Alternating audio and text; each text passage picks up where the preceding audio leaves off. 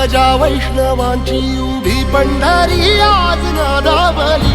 तुझे नाव ओठी तुझे रूप ध्यानी जीवाला तुझी आस गा लागली जरी बाप साऱ्या जगाचा परी तू आम्हाले कराची विठू माऊली